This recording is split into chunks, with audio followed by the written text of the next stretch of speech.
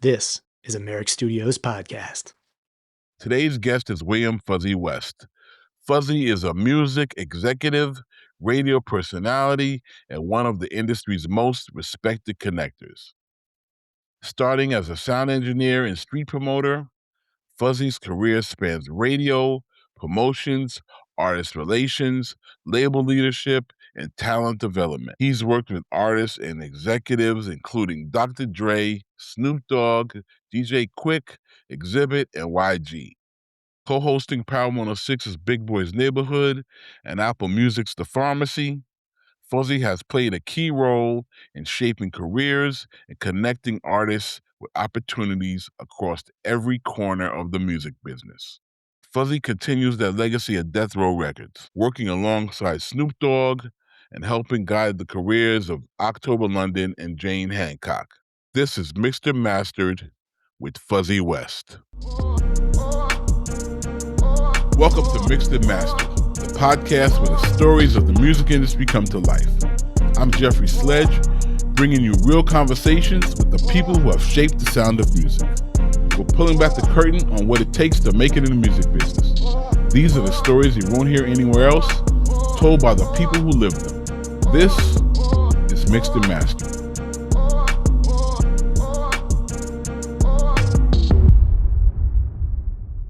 Mixed and Mastered podcast with the West Coast connector, Fuzzy Fuzz. Is it Fuzzy or Fuzzy Fuzz? What is it? It's Fuzzy. It's Fuzzy. All depends on who says it. Some people say Fuzz, cuz some people say Fuzzy. Okay, My family call it Fuzzy. Yeah, everybody Fuzzy. It's Fuzzy. Cool, man. Thank you for coming on the show, man. I really appreciate this, man. Nah, hey Jeff, Really thank do. you for even Jeffrey, thank you for even inviting me, brother. I said, it's a pleasure. It's all good, man. So I did my research, and I see you are born and raised in Compton. Hey, Yeah. from day one. From day one, right? So Yes, tell me sir. about that. Because to me, Compton, I've been like once or twice, but obviously I'm not an expert of it. But the way Compton feels, it almost feels like Brooklyn in New York. It's like this enclave.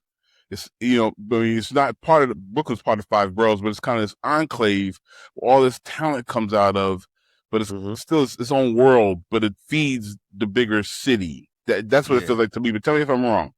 It definitely Compton, like growing up, like I'm a 70s baby, so imagine growing up in the era when N.W.A is cracking. Like I'm a teenager. I'm like, I'm not even a teenager. I'm in my early teens. Okay. But I grew up in church, so I'm super sheltered. I'm super shielded from the gang culture, drug culture.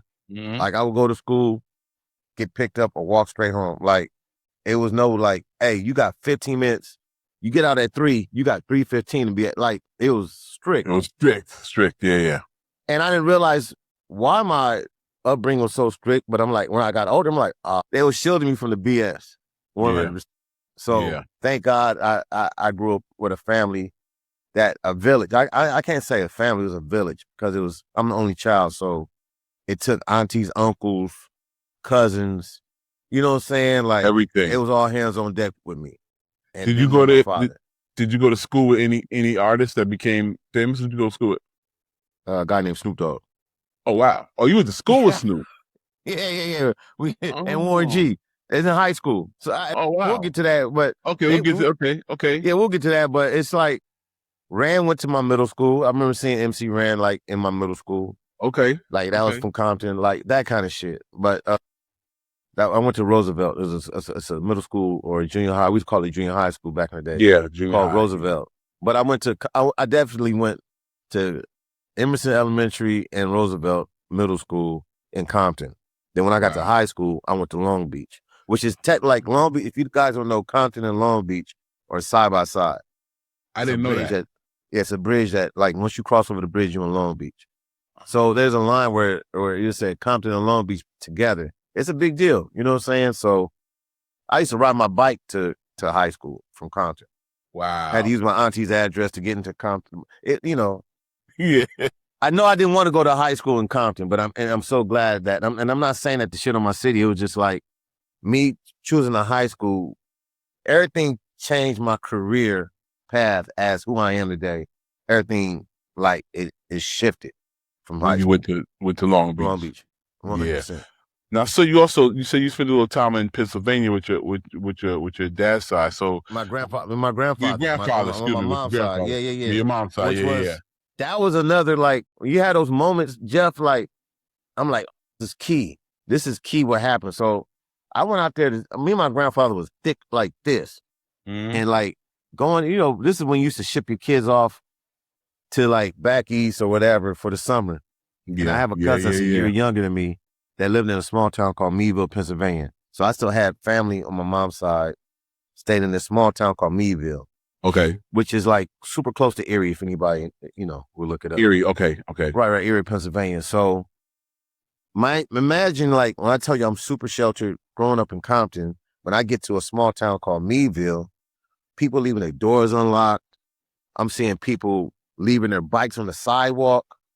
Like, I was raised to, hey, you put your bike up when you come in the house. Like, yeah, because it's gone if you don't. So I'm like, y'all leave our bikes out? They're like, yeah, we about to come right back out. And I'm like, it was mind blowing to me, Jeff. Like, y'all crazy. Like, y'all, but that's just me on some city shit.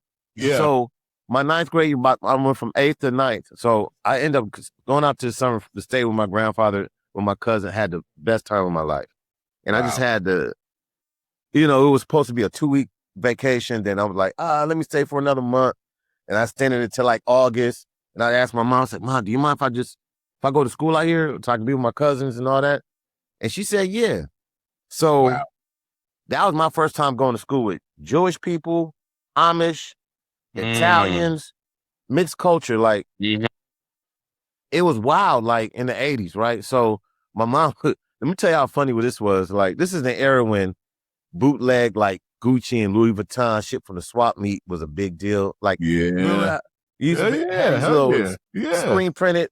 Yeah. My mom went to the swap meet and bought me a bunch of this boof ass, fake ass designer wear hoodies and sweatshirts. Yeah. Man, they thought I was rich. They thought I was rich when I sent the clothes. They were like, "Oh, you wearing Gucci?" I'm like, "Yeah, She was fake, man. She was so fake. It was a small town. They didn't know.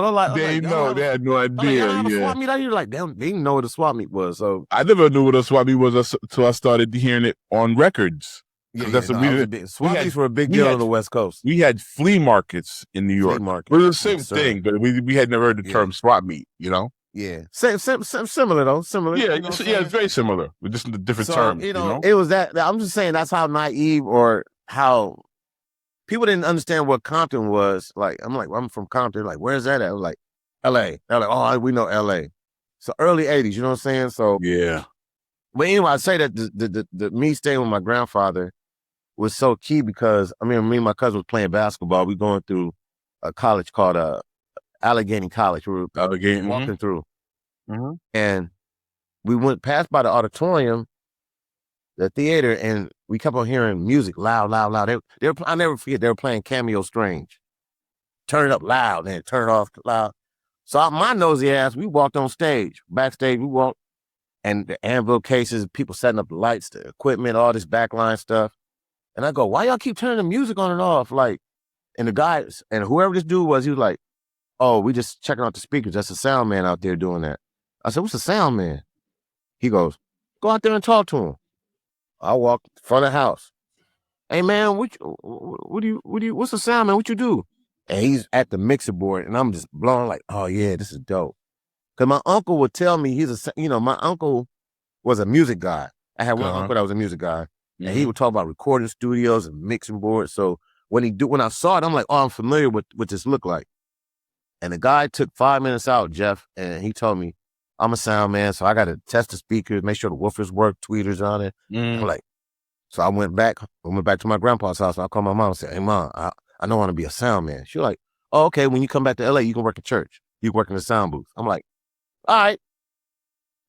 Wow. Boom. So now I'm moving like I'm a sound man. I wanted to be a sound man. For whatever reason, even if I hear Cameo Strange to this day, or it triggers me because that was my song. Got you. So now I'm in the church working the soundboard. Now it's time to pick a high school. So Compton High School, we go to interview with them. And I'm like, I want to be a sound man. What do y'all have here to help me? They're like, nah, you you can be an ROTC. That's our program here. I'm like, I'm not trying to go to the military. Got Compton High School out the way. Go to Dominguez. Interview with the counselor there, and they were like, nah, we don't have anything for sound, but you can be on the football team. I was like, I've never played football. Like, I didn't grow up playing football. They're like, you husky. I'm like, so I said, well, let me try one more high school. My cousins then went in Long Beach. So as soon as we go to Long Beach, now North Long Beach, Jordan is in North Long Beach, which is super close to Compton. Okay. Different, like, mixed crowd, Latinos, some whites, blacks. I'm like, okay, this feels cool. No graffiti, well manicured, lawns and all that stuff. I'm like, oh, this looks good. So I asked the counselor, we've been asking, hey, Fuzzy wants to be a sound man with anything in that. And for some odd reason, she goes, of course, we have a stage crew program. I said, what's stage crew? She like, we got one of the biggest auditoriums in the high school in the Long Beach Unified School District. You should go over there. We got an excellent stage crew program. Walked over there, changed my life. Met the dude. Wow. Oh yeah, you want to be a sound man? Yeah, we got one of the best sound systems, and broke it down. So nigga, from 10th, 11th, 12th, I was in stage crew, killing it, learning everything from rigging, lighting, production, stage manager, sound. You was in it. Spotlight. What? Only reason I was probably going to high school because of that. That's beautiful, man. That's so beautiful. That led me to start working shows, and I was a nerd with it. Like, I would grab all kind of like mixing magazines and learn which microphones was on award shows. That's an SO58. That's a 57. Oh, that's an AKG. I was a nerd with it, bro. Like, that's dope, man. Blow my mind, because I wanted to be a mixing engineer, a recording engineer. I went to college for it, and I'm like, I went to this college that I was the only black dude in the class learning how to be a mixing engineer, and the guy was such an asshole. He was on some, yo, Fuzzy, when you mix that rap music, 80 hertz and all that, I'm like, nah, stop putting me in like Sting and the Police was my favorite group at the time. Like, stop. Like, I'm not more than that. I am hip hop, but it's bigger than that. Yeah, but at the time, I'm like working with Miles Davis and people like that. I'm like, yo, fuck this. He just kind of put me in a box and I hated it. Yeah. But I didn't realize that the recording studio was so much like tedious time, and I'm a live sound guy. So I'm like, right now, I'm like, oh, y'all really doing this over and over again. Which it's dark. I mean, there's no light, there's gonna be no windows in the studio. Bro, you don't know if it's day or night. You know, just like it's very cavernous. You know what's funny? And I had an opportunity to work at this recording studio my mom had connected me with. It's a big, what was that called? Because Snoop just mentioned it the other day. But anyway, Sound Castle. It was named Sound Castle. I'll never forget. Okay. And the guy goes, oh, you can be an intern. You can intern up here. I said, so what's my duties? Like, what am I going to do? He's like, oh, we need people to, be a runner and take out the trash and clean the bathroom. And all I heard was like a janitor.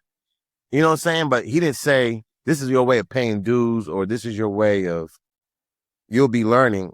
Earning. He was just very dismissive. And I was like, I'm cool. And I didn't regret it, but I kind of regret not sticking with that, because I wanted to be a mixing engineer. And it was one of the nicest recording studios in LA at the time. But I was like, man, I'm already moved. Like, I was kind of like, I'm working with Whitney Houston. I was kind of like popping a little bit at 18. Like, I was like, oh. So wait, I got a couple questions. So with in regards to this, so moving forward, and I'm not trying to move the story forward, but moving forward, when you go to concerts and stuff, even now, do you like? Constantly, bro. Constantly. I be wanting to get up and fix shit. Constantly. That's what I wanted to know. You'd be like, damn, the mids ain't right, or the whatever. Yeah, it bothers me. It does, right? It bothers me. Yeah. Then sometimes I'm like, oh, they really dialed it in, or they, I listen different. Yeah. I've said you listen. I'm sure you listen different. You know what I'm saying? The live setting. So crucial. Tell me about working with some of these artists earlier. Like you said, you work with Whitney. Like what's that like? For an 18-year-old kid, you're Miles Davis. For like a teenager, you work with these legendary. Bro, I was people. in rooms. I was in rooms where I didn't realize how how fortunate I was after high school. I started getting these gigs of, I worked at a jazz club for a second called The Strand in LA, where I saw like people like George Clinton, Miles Davis, Neville Brothers. What? Like I remember one time I was so green, like Jeff, I was so green. Somebody asked me, "Go, can you go upstairs and get Robbie Neville?" Robbie Neville. I was like, "All right, cool." I went up there.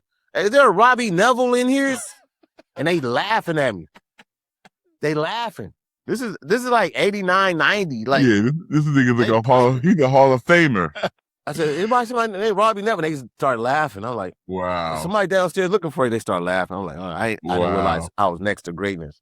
But I was working at this club and it was just very diverse music. It could be anywhere from Todd, Vesta, or I just was making so many connections at that point. But then still doing shows. And then, you know, that's how I ran into the Pharcyde later on. Like I started doing the hip hop shit was starting to crack, and I'm hanging out at this spot called The Good Life.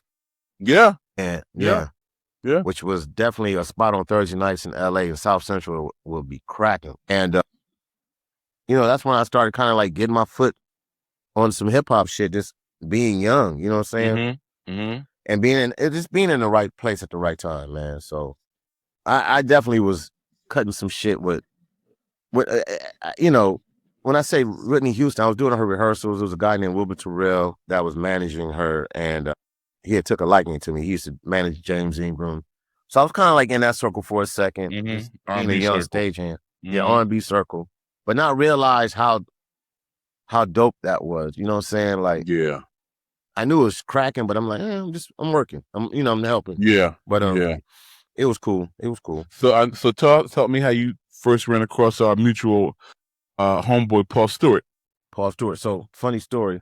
I knew who the Pharcyde was, and this is right before Bizarre Ride to the Pharcyde was about to crack off. Okay. So I'm just so happy to familiar with the Pharcyde from The Good Life. Okay. But then that was their spot, right, where they performed a lot. Yeah. So I'm ironically I'm in Hollywood for some reason. I don't know why I was in Hollywood, maybe going to a club or something. And I seen Fat Lip. with some vinyl. I'll never forget this day I'll never forget this to this day. And I go, "Hey, Fat Lip, what's up, man? It's Fuzzy." And I said, we started talking. He said he got a show. They're about to do their first show or some show in LA for the album. I said, "You need a sound man?" He goes, "Yeah, we don't have a sound man." He said, "Talk to our manager, Paul Stewart." So we connected. He led me to Paul Stewart. Paul Stewart at the time was managing Pharcyde, but also he was working at Street Knowledge. Called Paul.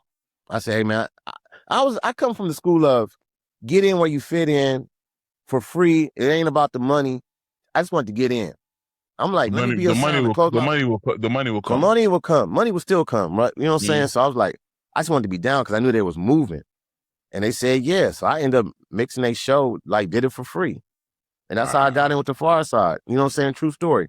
So then from that, develop a relationship from Paul, taking me under, like mentoring me from that as a sound man and also doing street promotions.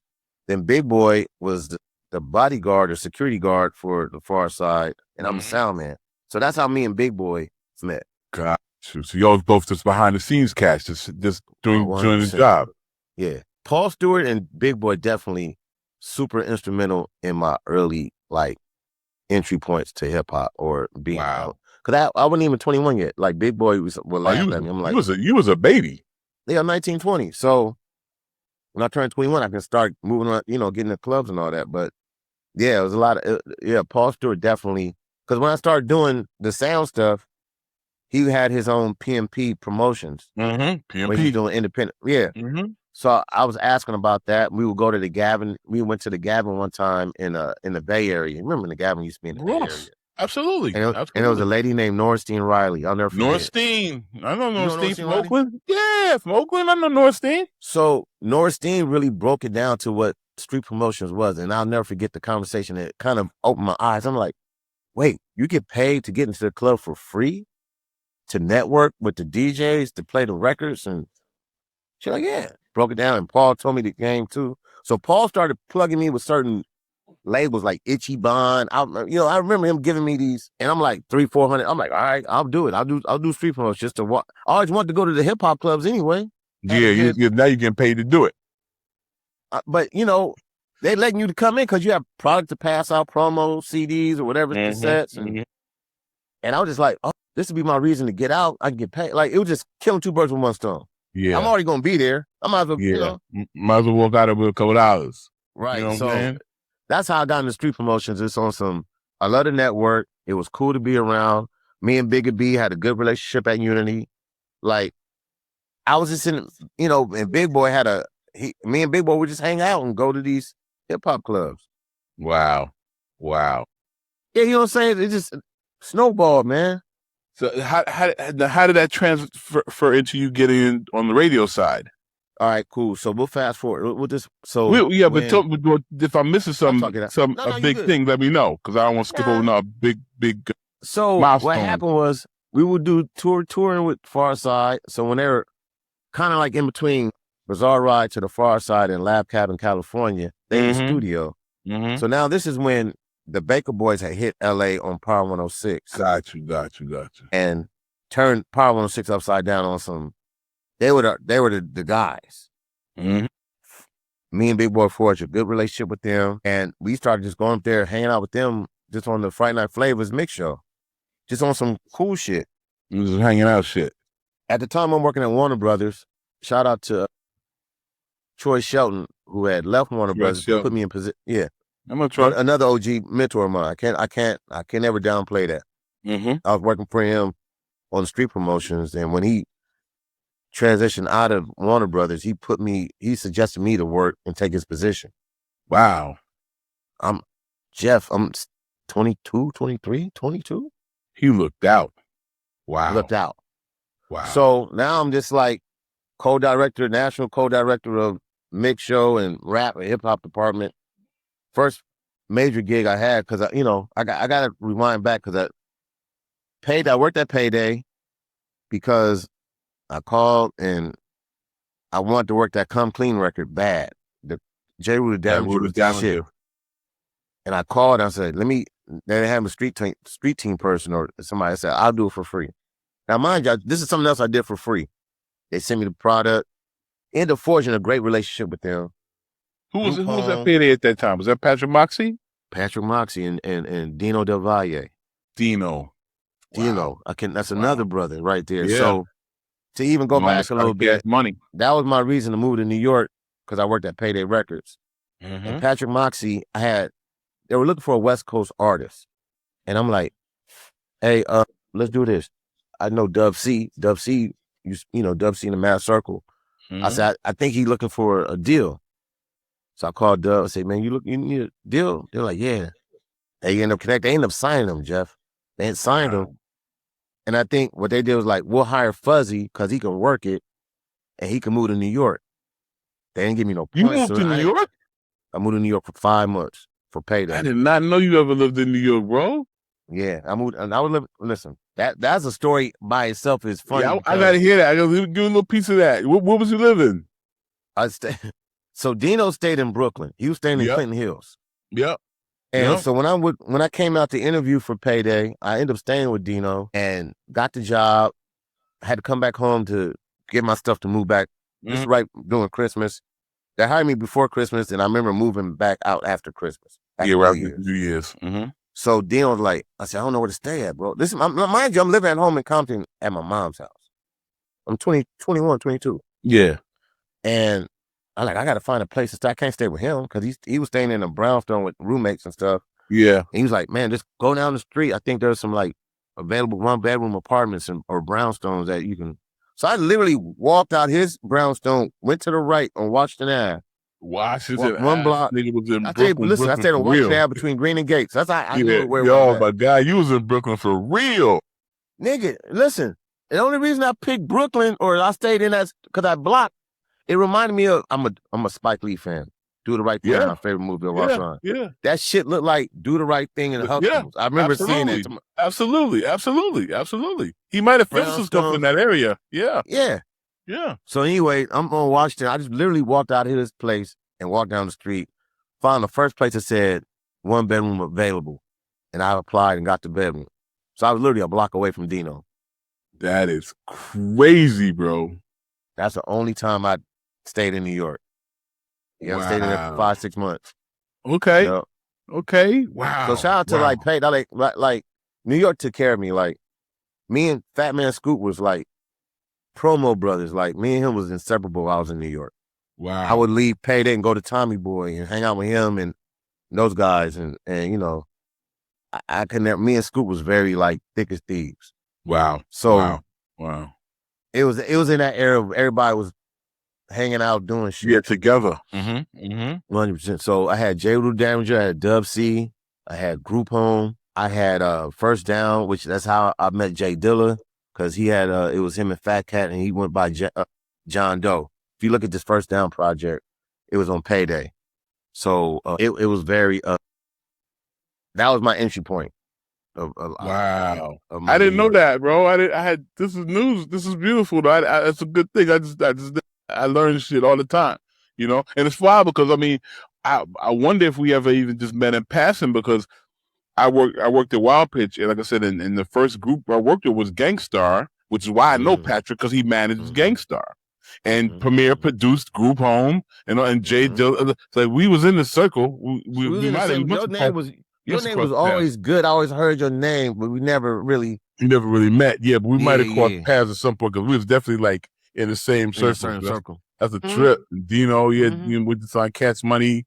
Yeah, that's crazy, bro. Wow. Yeah, N.W.A was the A&R, and I was the promo guy. Yeah. And that's how, like, when I left Payday, that's how Shadow ended up working at Payday. Yeah, now it makes sense, right? Makes a lot of sense. It's all lining up now. So you went back to LA. I came back home because Patrick was the money was short a couple of times. I like, all right. Patrick was something else. Patrick. Yeah, but I love Patrick. Oh yeah. But he was. I used to call, because remember he used to wear. I knew he used to wear his hair slick. I said, "You a slickster, Pat. You with your hair like that. You a slick." So I used to call him Slick Pat, because he was slick, man. But God bless him. But he was smart. He was a smart guy, though. He was a smart guy. Super smart.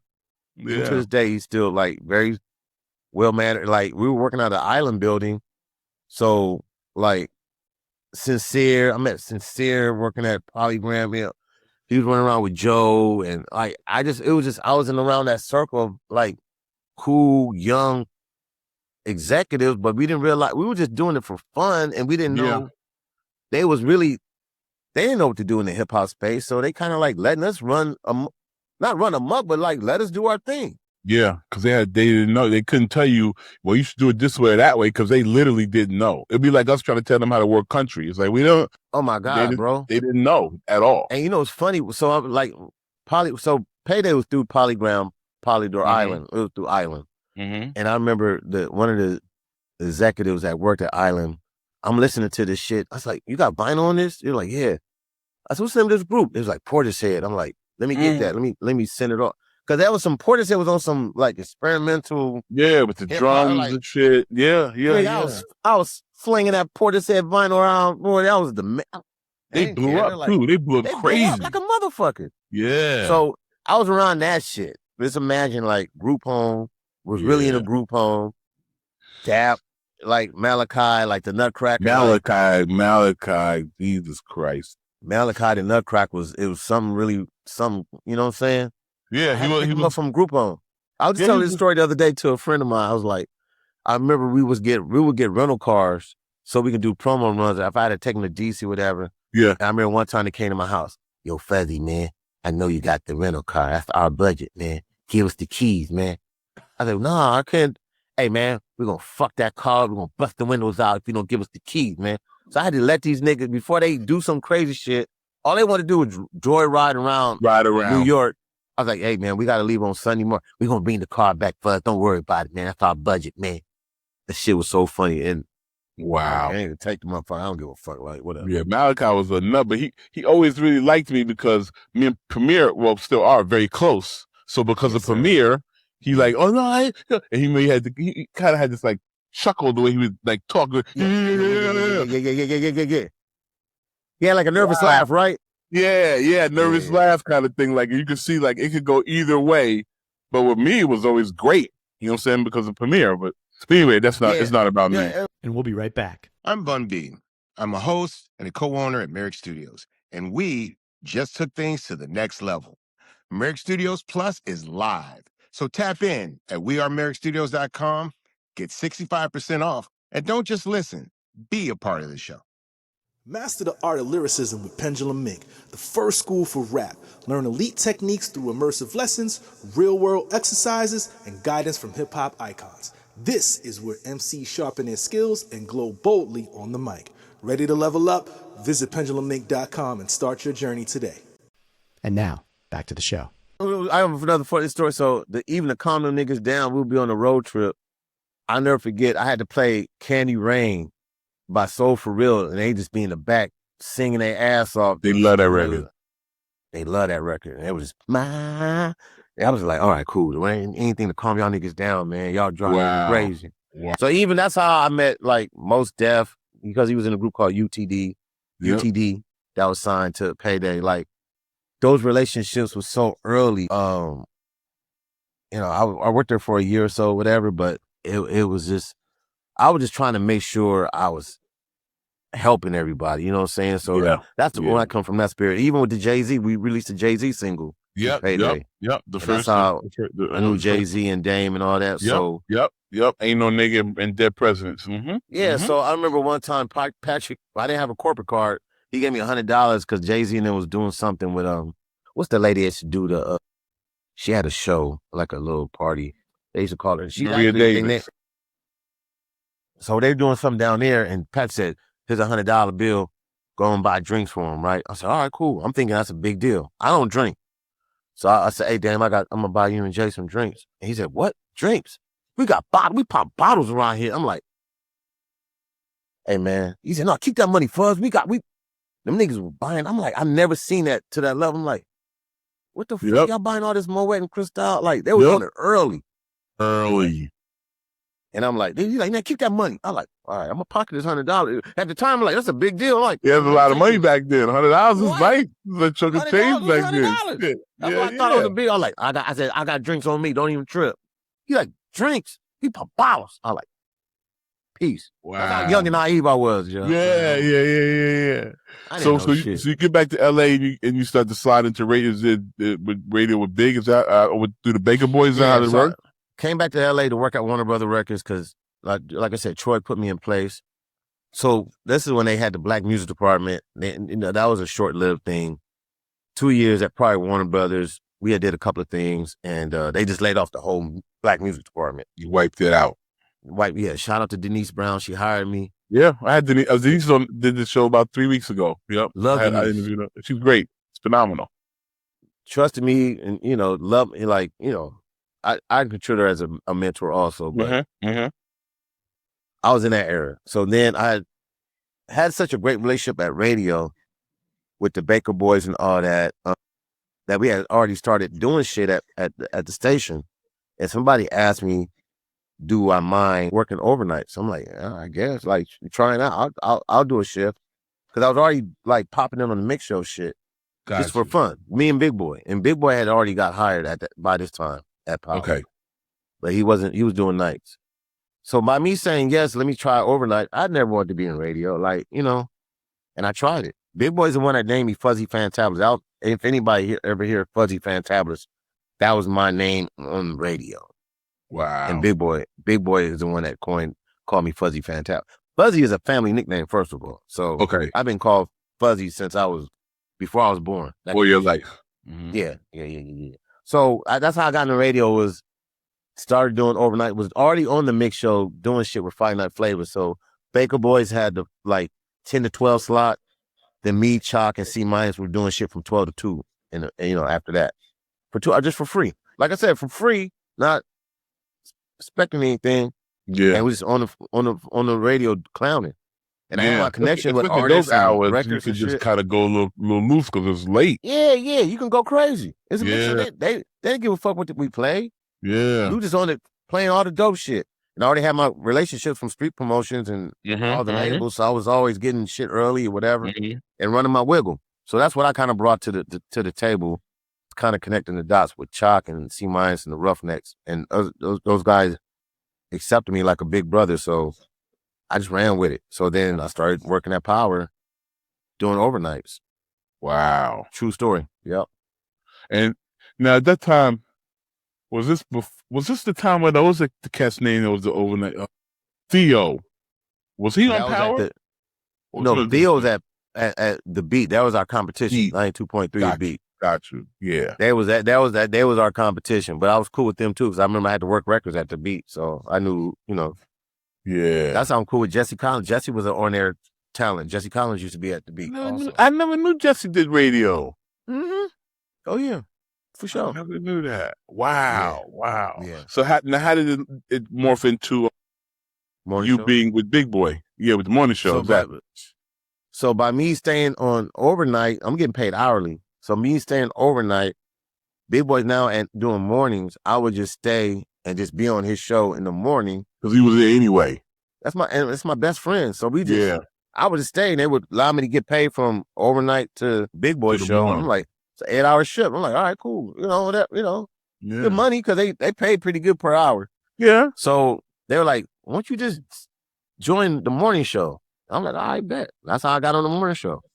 I literally was just hustling from overnight, stay and be talking shit with Big Boy and DJ Ray and Sean Juan, my guys, and we just acting a fool. We just being ourselves. Wow. That's how I end up getting on the morning show. So do you consider yourself a radio guy, or at this point, you still consider yourself a radio guy? Are you like because I know we'll get to Death Row. I know you were in Death Row, but like, are you still consider our heart like a radio man? Yeah, because I did over 20 years at radio. So I say yes to something that I was like, oh, this is consistent, it's fun, working with my best friend. And what made me valuable with radio, because I had a relationship with the artists and record labels. Like I always want to make sure artists when they did our show or did any show, make sure you promote your album, make sure you promote your single. I still have my promo hat on. You know what I'm saying? Always looking out for folks. And then realize that, that's who I am. I'm like, if I was in my position, I would want somebody to, and didn't realize I was really looking out for people. Like people coming to me like, hey, Fuzz, you play my record first. I'm like, I did. They're like, yeah. I just liked it. I wasn't looking for nothing, but didn't realize how important that would be to somebody, whatever the case may be. Or I don't know. I just never did it for the clout of it, or just to say I did it, because I don't brag like that. I don't, I don't. Yeah. So did radio at Power 106 for over 20 years. Wait, before you move on, give me, if you can, without incriminating anybody, you can leave a name out if you want to. Give me a crazy Power 106 interview story with an artist. Because we get 20 years, there has to be 1,000 of them. Timbaland. And again, you got to name the person if you don't want to. I can say this because Big Boy spoke on it. We're doing a morning show. We have Missy and Timbaland. Missy, I don't know what album Missy was about to promote, but she was up there to promote the album. Okay. And this is when Timbaland, he hot as fish grease. He's him. And Missy, hella cool, and we go to ask Timbaland a question, and I think just to say, paraphrase, hey, Tim, what you working on? Nothing. So we're like, all right. But we're trying to ask him a question. He was just like giving these one short, like attitude-y, whatever. And I remember Big Boy was like, we did a break and cut the mics off. He said, hey, man, I'm not a dentist. I don't pull teeth. And we walked out of the interview because Timbaland was, and we ended up getting to the story. Like Timbaland apologized after, but we walked out of the interview. We left him in the studio. Wow. But Timbaland was mad about something about another record, and he told us it wasn't us. It was just something going on with the record. And he ended up apologizing, of course. But I remember Big Boy wasn't. Yeah, we left him, and I remember Missy just looking like, what the hell's going on?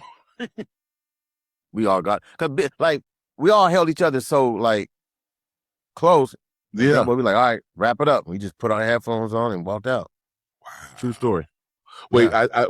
In doing research, I saw you had an adventure with Michael Jackson. Yeah. Talk to me about that. That's probably my most. I'll never forget this. I mean, how you couldn't forget it, but like it's Michael Jackson. But will.i.am. Another reason why I know will.i.am is because LA Circle, the hip hop circle, he was in a group called At Band Clan before they turned into Black Eyed Peas. And I would do sound for them and do shit with them just on the humbug. So this when he was signed with Easy and with Ruthless? Yeah, he was with Ruthless. So I would be with them. I would be with Blood of Abraham. There was a Jewish rap group called Blood of Abraham that used to remember them. I vaguely remember them. And there was a dude named Epic who turned out he went to be like a big producer on the rock shit, but Epic was doing a lot of shit for BBD, and he was the producer. So we all hang out and we cool. We formed a good relationship. Anyway, fast forward, Will.i.am is still Will.i.am to me. Like that's the home. So I called Will.i.am to check in one time, and he said, "Oh, I'm in Vegas working with Michael Jackson." I thought he was bullshit. Yeah, I'm like, you ain't working with Michael Jackson. And I called his bluff. I said, you ain't working. I said, if you work with Michael Jackson, tell him he need to come on the morning show. This is when I am in Black Eye. This is when they them though. You know what I'm saying? Yeah, it's crazy. It probably wasn't far-fetched, but I'm like, I called his bluff. I'm like, man, you get the fuck out of here. I said, man, tell Michael Jackson, come on the morning show. He calls me back and goes, hey, man, it was like I'll never forget, it was a Saturday. He called me back. Hey, Mike said he want to meet y'all. If you and Big Boy can come to Vegas tomorrow, you can meet you. You can talk to Mike. I said, get the fuck out of here. Booked a flight. I called Big. I said, hey, man, Big was just coming off vacation, coming back from Hawaii. And I was like, hey, man, I know you just coming out. I know you probably need a day to compress before we go back to work on Monday. Do you mind if you want to go to Vegas to meet Michael Jackson? He's like, man, if you don't book them fucking tickets, Fuzzy, and we gone. we fly to Vegas on Sunday and say our time was probably meet Mike at 2:00 or something. In the Hard Rock, is it Hard Rock? Not Hard Rock. There's a recording studio in one of the damn studio in the hotel. The one hotel, yeah. And it's slipping my mind. And it's killing me that I can't even. It's not Hard Rock. It's another one. It wasn't Planet Hollywood, was it? No, it wasn't Planet Hollywood. Well, whatever. It's a big ass. It's a major recording studio in this hotel. I would never think that it would be Palms. The Palms. Got you. There's a full blown out recording studio in Palms. So that's where Will.i.am tell us to meet us at. And we get there, and there's no, Michael Jackson not there. And so Will.i.am was talking to us. So we're probably there for like 10, 15 minutes, whatever. And then Big Boy gets up to go to the restroom, and I'm in there. And Mike just walked, it seemed like he just walked out of a fucking wall or something, right? And I'm like, shit, that's Blanket and Michael Jackson. I never thought. With his son. With his son. I thought in 1,000 years I would never meet somebody like Michael Jackson. Like, at that time, like, it was a big deal when I met Lionel Richie or some shit. You know what I'm saying? Like, yeah. But we in radio, so we meet people all the time. But of course, at this caliber, so I pull out the 2-way. I'm texting like, hey, yo, Big, hurry up! Like Mike just walked in.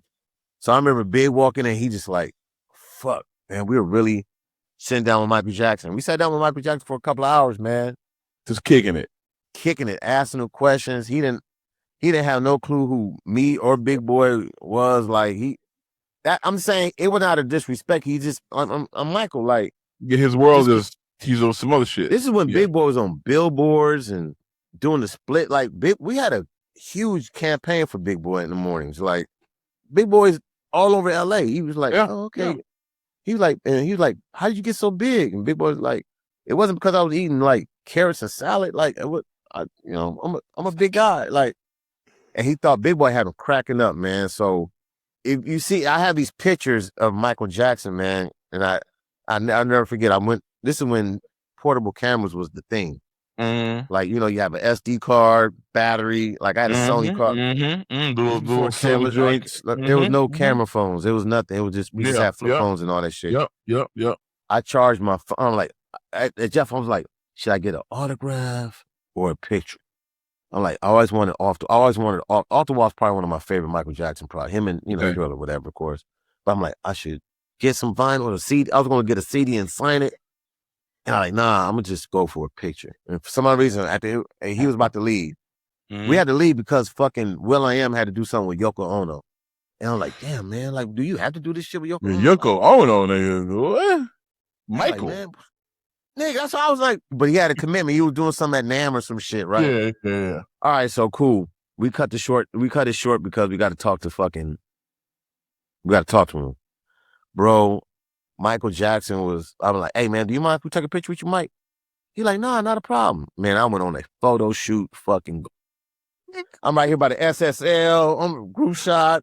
Yeah. It was a thing, man. So he was cool, man. I have nothing bad to say about Michael Jackson.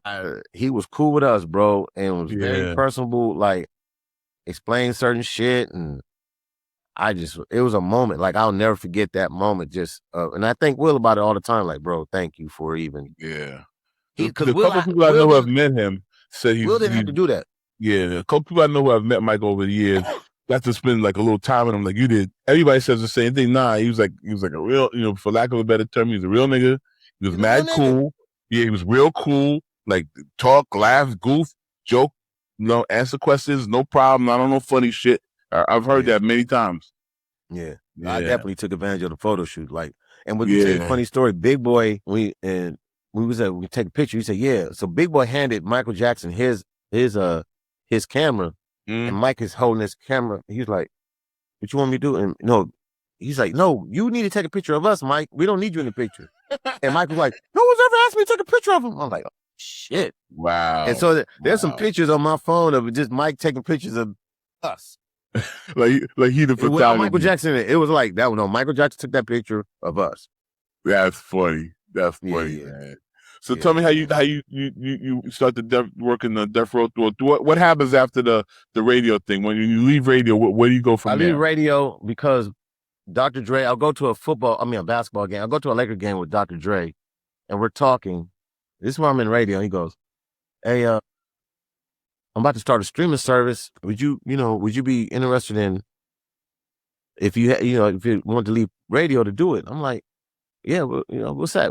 At the time when Spotify was just up and running, but no, streaming was nowhere near where it is. Course. So I'm gonna do a thing called Beats Music. We need some people to work on it. You can work with me on it, and that's how I left radio. Dr. Dre called me. So you worked at Beats. Worked at Beats Music, yes sir. Right before I went to Apple. Wow. With Dre. And Dre changed. That's another person I can. How was that? Tell me about that. Could never talk sideways to him. Like, changed my life. I lost a lot of weight working with him. Made a lot of money working with him. Went a lot of places working with him. Like, I saw a whole different side of the industry.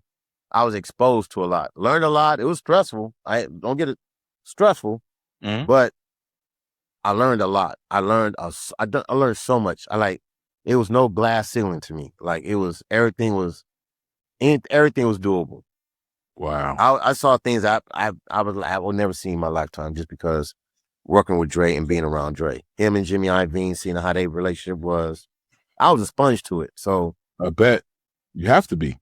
And it's streaming. So it's like using the word curate and what's curation. Like, that was new to me.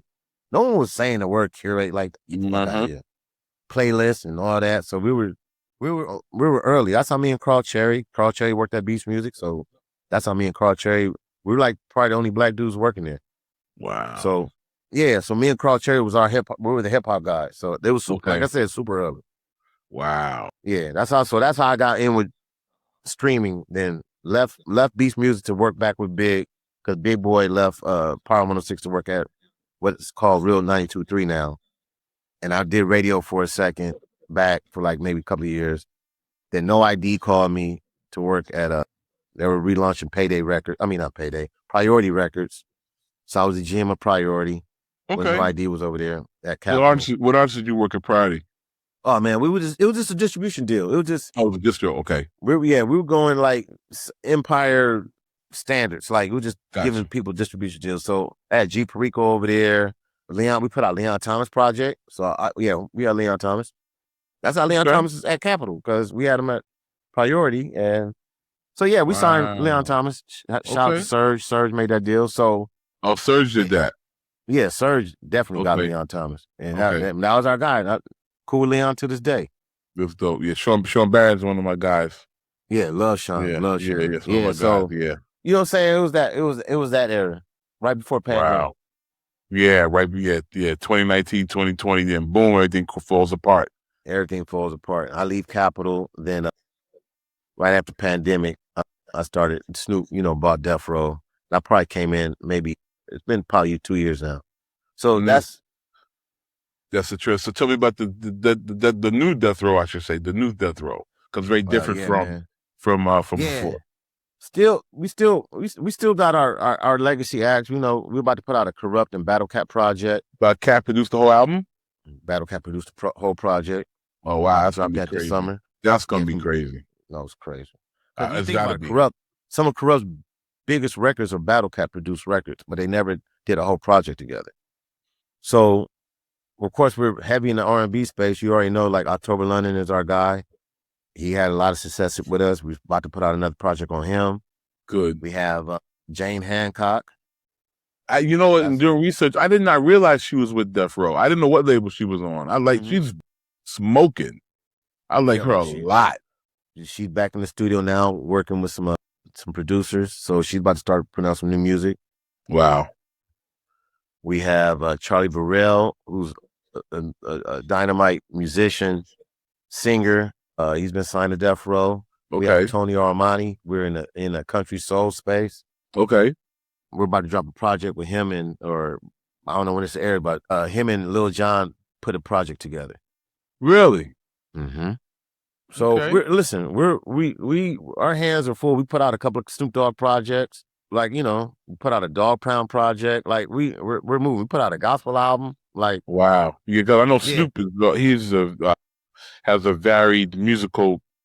Oh yeah, his palette. Then they got the reggae. He does gospel. He kind of does R&B heavy. He does a lot of besides rap, which is obvious. Yeah, he does a lot of different things. You know. So, but by me getting with Death Row, I always wanted to work at Death Row. Death Row was always one of my favorite labels because the music was so impactful me growing up. Mm-hmm. But I understood it was dangerous. You know what I'm saying? Like, but now I tell people it's safe to work at Death Row, so we good. We good I know. I don't want to blow a spot, but I know a cat who worked over there during those days, and he was one of the people that got caught in some violence over there. He's one of the first people to tell me about it or how it moved, and then when it would started coming out in the press, I was like, damn, this is exactly what he told me, like how it was moving, But I'm glad that era's old. That violent era is over with. Yeah. No, Snoop is a great dude, man. I hate that it be people coming at him, whatever the case may be. You're a big target. I get it, but yeah, my relationship with Snoop is A1. I got nothing but love for him. You went to high school with him, correct? But so I'm saying it's a full circle moment, bro. Full circle. Yeah. You went to high school with I didn't go to Poly. Cameron Diaz. It was Jordan. So I don't remember her, but yeah, I don't know. She probably went to Poly, but I went to Jordan. I went to Jordan. Poly is where Dog is. He's infamous because he did his senior year there. But Warren G went to Jordan, and it was just a Long Beach thing. So that's my connection with Long Beach. I wasn't raised in Long Beach, but I went to school in Long Beach. School there, yeah. For sure. It's a full circle moment. Yeah. How did you find October London? I never knew that story. I think Snoop was when he had his deal at Def Jam, he had signed October and Jane. And when I think he left Def Jam, he just grabbed those two artists, and brought them over to Def Row when he left. Wow. So October's been around there's a thing called artist development that you and I are familiar with that people don't do anymore. So Snoop has definitely done his artist development with October, and it's funny. Me and October just had a conversation before I called you, and I just called to check in on him. It was touching bases, but cool. One of the hardest working, coolest guys to work with, man. All our roster, artists are artists, but it's like all our roster is dope, man. Like Lady Rage is in the other room working on some shit, so. We still have our legacy act, our hand on legacy acts and also new R&B talent or whatever the case may be. Would y'all ever consider bringing back, I know you said doing Corrupt, would you bring back like Lady Rage or some of the people from back then? She here working now. That's crazy. Yeah. Wow. Good. That's dope, man. Yeah. So what? I'm around some greatness, man. And like I said, I don't take for granted the position or the people I work with. I don't take that for granted. And as old as I am, I'm still a student. I'm learning. It's something I learn something new every day. I don't, closed mouth don't get fed, so I ask questions. Mm-hmm. Yeah, man. It's just I'm appreciative of anybody who had a super hand in my life or career. Like, I don't forget them. Yeah. No ID. And it's not me name dropping. It's like between Paul Stewart, Big Boy, Dr. Dre, and you got people like No ID and Snoop, like, and my mother, who's always been a backbone, like, of course. Hey man, these people like really push me to like be who I am. So I'm thankful. I'm super thankful and gratitude, grateful to even be in a position I am at this age to even be striving. Yeah. Yeah. Cause a lot of our peers are not, for whatever reason, a lot of times not even of their own fault. And but you have to evolve with the times too, bro. Like, that's real shit. I talk shit about AI, but I'm like, oh, okay, I don't want to be the old nigga. Like, you got to say what that is. It's here. It's here. It's not going away. It's not going away. You hear me? It ain't going away, bro. So what the fuck you gonna do? Like, there's cell phones out, but you gonna still use a landline? Like, all right. Or flip phone or some shit. It is what it is. I always say that one of the worst mistakes that the music business made was when Napster was out. They tried to kill it. And instead of trying to kill it, they should have called Sean Fanning and say, explain this. Because they said the technology was out. But they just tried to kill the technology, but you can't kill the technology once it's out. They should have called him in and said, explain this and figured a way to work with him, as opposed to just trying to kill this new technology, which is now the standard technology. It's the precursor to streaming. Yep. But yeah, man. This is dope, man. Let's run to your questions. I always got my questions before I end the joint. So give me, this one was tough because I was going to ask you for your 3 favorite Compton artists, but then I know you have a varied background. So I was going to ask, we're going to do 4 questions. Give me your 3 favorite Compton artists of all time, whatever. That's easy. Kendrick Lamar. Okay. King T. I didn't know he was from Compton. Yeah. DJ Quick. Okay. Now give me your 3 favorite artists over any genre. Overall? Any genre? Anything. Stevie Dan. Wow. Stevie Wonder. Damn. And Sting. Okay. Yeah. Now, this is when you put to your nerd. Give me your 3 favorite sound engineers, mixing engineers. Ooh, Michael Jackson's engineer. Bruce Swedien. Bruce Swedien. Classic.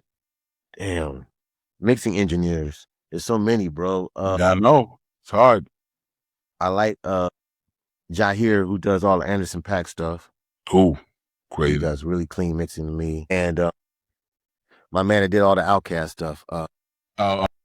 John Fry. No. I'm thinking Leslie? Leslie Brathwaite. Yeah. Leslie, and I and I also got to give a nod to Bob Power. Yes, I like what he did with I'm a big Tribe Called Quest is probably one of my favorite hip hop groups. So I like what Bob Power was doing with Tribe Called Quest. Yeah, I learned a lot from Bob, working with Bob. I never met him, but he was a great person, man. I was really hurt when he passed away. He was a good dude, man. Last question: give me your three favorite artists you interviewed on radio.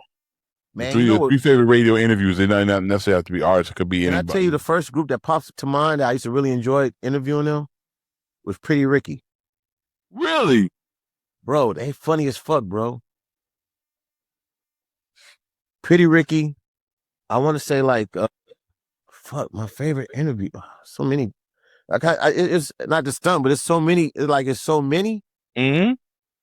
Jay-Z. Okay. And bro, fuck. I would say Q-Tip. Q-Tip was cool. Every time we got to hold it, talk to him. You know what I'm saying?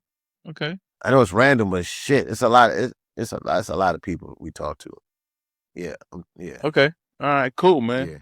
Yeah, I really appreciate this, man. I had a good time, bro. I learned a lot. I never knew you lived in Brooklyn. Look at that, bro. I never knew that, man. Right down the street between Green and Gates. Wow. That's how I used to get on. I'm like the A train, the E train, or the C train or some shit. Yep. Bro, I was so LA. I'm like, I can't fuck up. I know I can get off at this street right here. Like, shout out to New York, man. Man, yeah. I really appreciate this interview, man. This is dope, man. Thank you, brother. Thank you, man. Thank you for participating, man. This was super dope, man. Yeah. You can catch Mixed and Mastered on Apple Podcasts, Spotify, iHeart, or wherever you get your podcasts. Hit that follow button, leave a review, and tell a friend. I'm your host, Jeffrey Sledge. Mixed and Mastered is produced and distributed by Merrick Studios.